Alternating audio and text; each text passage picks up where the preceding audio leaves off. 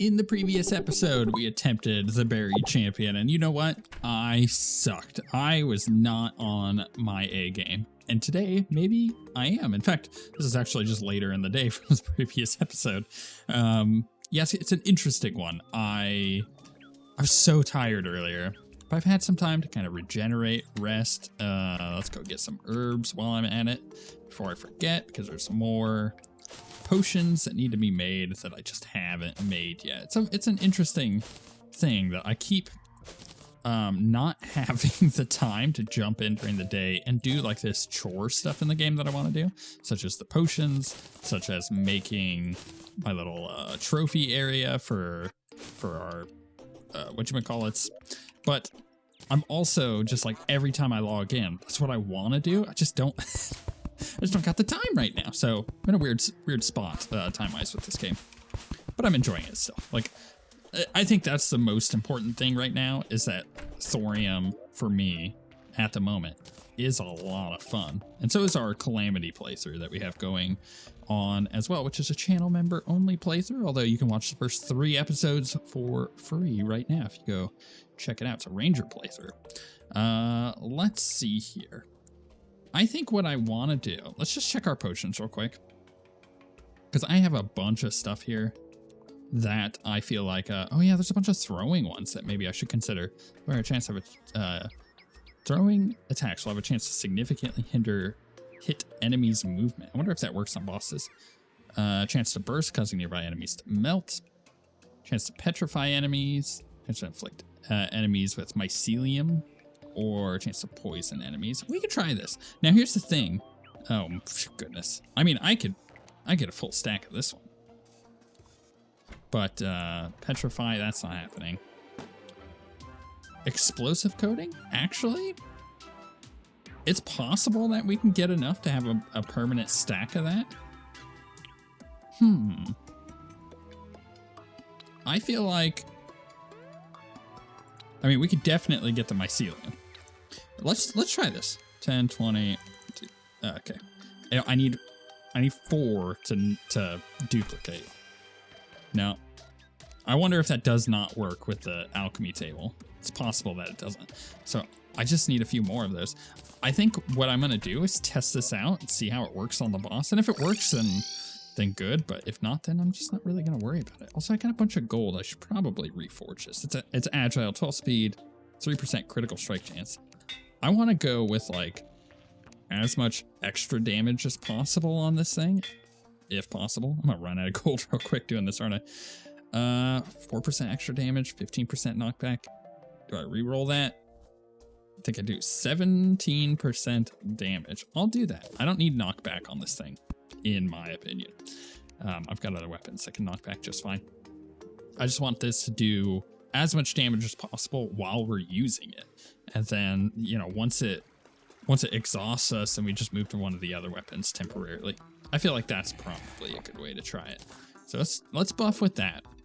I'm not going to use that steak that I have in my inventory because there's no reason to at the moment. I feel like we need to practice a little bit more. I got to get back in the zone, you know. There is a bit of rust on the old fingers right now. We just got to get back into it. Potentially kill the boss in a couple attempts and move on to the granite boss. I actually feel like for sure, ooh, wow, I feel like that did a lot of damage, huh? I feel like for sure the granite boss is going to be the easier one for us, but then again, I don't remember what the granite boss is. And that's why I'm like, it's going to be easier, right? Because if it were very memorable and difficult, then I would remember it. I don't remember it at all. I don't want to say at all. I have like a vague memory of some kind of fight with it where there was like, yeah, I can't even describe it. That's how like vague it is in my brain. As we wait for this thing to spawn, I want to talk about just like my day, because I, you know, earlier obviously was super tired, but like things have changed. So what has changed? Well, my wife and I took a little bit of a break this evening. What is on me? Oh, I see. Is that a geyser? No, what was attacking me? Not sure.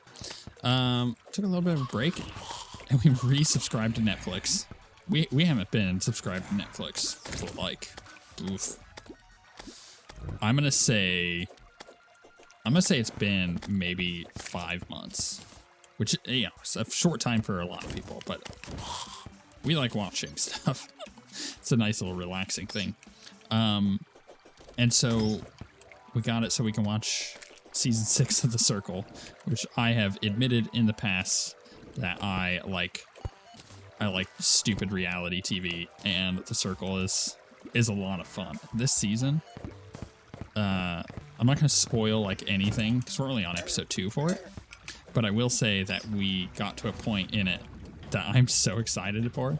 They have one of the contestants. If you don't know, The Circle is like a social media kind of show where it's a popularity contest really at the end of it, but none of the contestants see each other. They're all in like separate rooms, and they're playing this game essentially on a version of some kind of social media. It's a made up social media, but imagine that they have their own social media called The Circle, and they're trying to get everybody else on this game show to essentially be cool with them, like to make them like them so that they vote for them like high on a list of rating, which keeps them around longer. Oh my goodness. But because you can't see the other contestants, you don't know what they look like. So there are catfishes. There are people who show up and they pretend to be like attractive females, or there are attractive females that show up. And it's not like, you know, the people don't last very long. Because either they're like, oh, that person's fake, so we're just gonna like vote them out, or you know, the people who are the catfishes get found out. Anyways, it's a lot of fun. I'm gonna go get more of this stuff. Actually, I'm gonna go get a obsidian skin potion. Let's just grab one. And I enjoy the heck out of that show. It's so stupid, but it is also got a cool premise. Well, in this season, because they change it up every season, they add new things. I recommend, if you've never seen it, watch from season 1 onward. That's like the best way to watch the show, in my opinion. But for like some seasons, they add like random celebrities that come in, and they're like catfishing. So they had the Spice Girls at one point doing it, which was so funny because they were playing some other character, and there's like multiple of them in the same room, obviously. And so they're like trying to work together to come up with the best things to say to like get people to like them, but while also not giving away the fact that they're the Spice Girls. And that's fun. This season, they have an AI. They literally have like ChatGPT playing as one of the contestants, and it is analyzing all of the previous seasons and like trying to figure out what's the best way to win, and like how to play the game. And it's like sitting there explaining its choices to the viewer. It's awesome. It's so good. I'm enjoying it thoroughly. But yeah, I like watching stupid shows like that. What stupid shows do you watch? You know, for me, it's stupid trashy TV like that really doesn't matter, but it's just entertainment, and I can turn my brain off for it. I wonder what it is for you guys. Okay, I crafted my imbuements, so I have 30 of them in the piggy bank. I'm hoping that we're able to have the max stack, because it looked like it was going to allow me to, based on the tooltip for it. I would assume that it's going to, but you never know, because it's a mod compatibility potentially issue there. Let's go find this boss again, see if we can do any more damage here. Here we go again, after I kill this NPC, or not NPC, but random trash mob. There we go. It's gonna charge. All right, let's try to get the pattern down on this again, because there is some kind of like pattern. Right, then he charges, okay. Then he does this, 1, 2, 3. And he's gonna charge. We're gonna avoid the thing underneath our feet. That's an interesting mechanic, because you want to be watching him, so you're avoiding his attacks, but then it puts this thing underneath you that you have to then watch out for. It's kind of cool. It seems to do it like every other one. There might also be, no, there's not a sound cue for when it pops up underneath your feet. Kind of wish there was. We keep dodging. I just want to get back to that bow phase and relearn the bow phase, because I was not expecting it. And this, it's like a little bit of this phase mixed with the previous one. Oh my goodness, I'm getting too close to him. It's making it really hard to dodge those attacks, I think. Oh, get off my booty. Get off my booty. I've almost got a heal. Now we're back in the bow phase. All right, so don't get hit by the arrows. Cool. Oh yeah, and then he does that. And then if we get close to him, he does the big, oh my goodness, big arrow storm. That does 100 damage. That's insane that one of those arrows does 100 damage.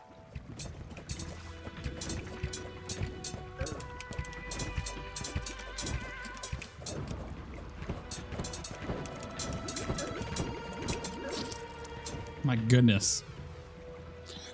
That's hard. That is a hard boss right now. Okay, so I'm looking through the wiki, and I have found a couple things that I should get. First off, I'm not using the Olympic torch. I probably should be. Also, there's this soul pulse technique. So it costs 2 points.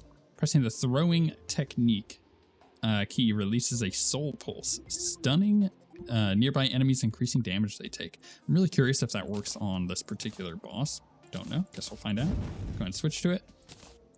And then, something I didn't know is Desert Acolyte sells new stuff.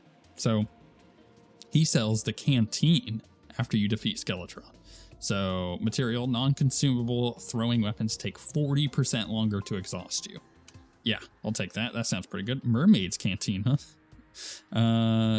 Takes 60% longer to exhaust you and will deal 15% more damage the less exhausted you are. That's interesting. Yeah, we'll go ahead and buy one of those. I'm running out of gold after all that re-rolling, which kind of sucks. Is there anything else here? Oh, enemies you hit take 50% more damage from poison and venom damage over time. That's interesting. Right, all right, let's go ahead and head back, right? So we got the canteen and we have that. It's like, what do I take off? I think the Spectre boots we keep on. Maybe we take the horseshoe balloon off at the moment. It's crazy because now I'll take fall damage. 15% of my throwing damage is duplicated. That's not a lot. So actually, I'm going to go ahead and take that off. We can pop both of these on and see how that works. So throwing damage increases your movement speed by 1% up to 25%. Throwing damage increases your throwing speed by up to 10%. And it goes away after 3 seconds of not doing damage. And this will allow me to do it a little bit better. All right, we're gonna try that out. I think it's possible that that might work a little better. I just got to get used to not having that double jump.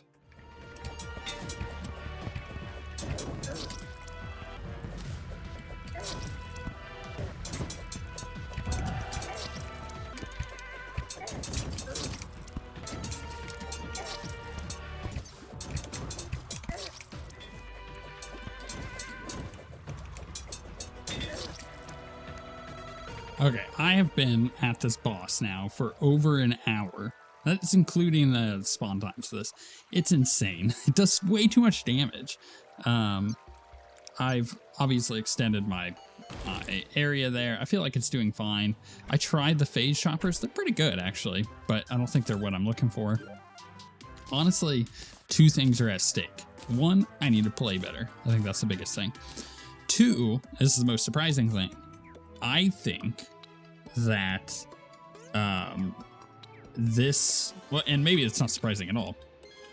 I feel like that the Berry Champion is just, okay, here's a better way to put it. The Star Scouter and the Granite Energy Storm are not going to give us stuff that is going to change the tide on the Berry Champion. I've already looked at their stuff. But the Berry Champion is going to give us a weapon, which will make the Granite Energy Storm easier and the Star Scouter easier. Okay, that's fine. Well, relatively easier. It's kind of the same weapon as the Embowelment, but it is what it is. I feel like this boss in particular is overtuned. Just because the arrows in the second phase do far too much damage. I mean, they're hitting me for 100, which is kind of insane for a boss at this point in the game. It shouldn't be hitting for 100 on the arrows. And that's not just any of the arrows. That's literally all of the arrows. I think some of them hit even harder than that. So it just kind of feels a little overtuned. And then I had a revelation that kind of frustrated me as a player during this, which is that I actually don't really... I kind of forgot for a moment there that I was playing Thrower. It doesn't really feel like I'm playing a throwing class. It feels like I'm just playing ranged, which is unfortunate. Like, you could replace my throwing weapons with arrows, and it would feel the exact same, except I feel weaker. I feel weaker than I would with ranged at this, because, like, okay, well, what weapon could I use as a ranged class at this point? You could do the star cannon, you could do the molten arrow, you could do the bat arrow or bat bow. Like, there's a lot of different options that would be far superior than what I currently have as a thrower at this point. And that's unfortunate because I feel like the thrower is a cool concept, but it's not being realized very well at this point. And what makes that even harder is knowing that they are already aware of that and they are redoing it for future stuff. It's just going to be a bit, right? So that kind of sucks. But I do kind of feel like this isn't the first time I've said this about the Thorium mod. I like the Thorium mod a lot, as I said at the beginning. I'm enjoying it. Don't take my my feedback, my criticisms as I'm not having fun. I am having a lot of fun. But you can also be having a lot of fun and be frustrated at the same time, right? Like, that's totally fine. We're complex human beings. We can have multiple emotions and we can feel all of those at the same time. The thing that I'm like, oh, this is kind of annoying and frustrating, is when it comes to Thorium, the thrower is not a well-realized class, in my opinion. The bard is well-realized, but is sometimes very frustrating to play.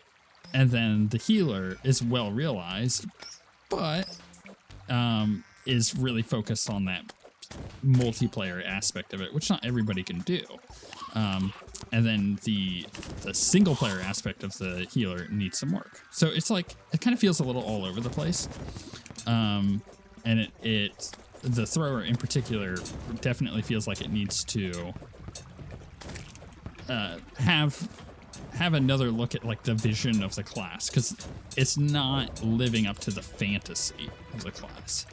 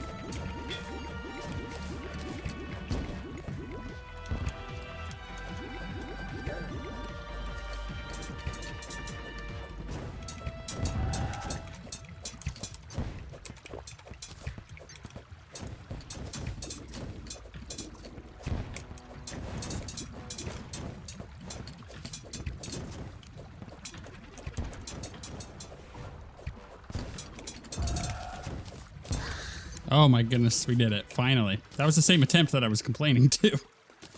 Yikes. It's hard. That is a hard fight. And I completely forgot about the ghosts coming out at the end until they did. And I was like, oh, okay, I remember kind of what this was. I got really lucky with the dodges there. Okay, let's open this up. So we got the wings, the champion's wings, which is awesome. We're going to replace our with that. Yeah, so now we can fly and we got it all matchy. Of course, because they're wings, they make it so we do not take falling damage. Can I put this here? Come on, guys. Maybe I'll put it over here. I gotta get time to build stuff. Okay, so we got the wrong weapon. Unfortunately, we got the melee weapon, which is a fine weapon. But we're not playing melee. What we needed, is it here? What we needed is this, the champion's god hand. So it's paralyzing lightning strikes. Overuse of this weapon exhausts you, blah, blah, blah. Killing enemies recover some of your exhaustion. It's pretty good. I feel like I would prefer to get that, but I'm not gonna farm for it, I don't think. So something to consider. But yeah, now we got our cool wings. And that's always exciting. That is a hard fight. Yeah, I think it's overtuned. And unfortunately, at this point in progression for the thrower, it doesn't feel like I have enough tools to take care of things that are overtuned. And what is even more feels bad is that there's other classes that at this point in the game, I feel like do have more tools, will be doing far more damage than I can do. So it's just kind of a double feels bad, a double dips on the feels bad, and that's not great. And then obviously I'm not really feeling like I'm playing thrower yet.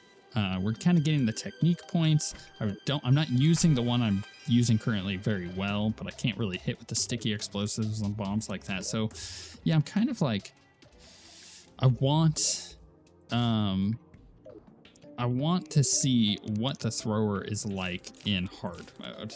And maybe that would be enough to be like, ah, yes, this is what I've been waiting for. It's possible that it isn't. Either way, next up, we're going to do the Energy Storm and then the Star Scouter. I remember Star Scouter being a bit of a butt. Energy Storm less so, but we got to go find a granite biome because I don't even know where ours is at.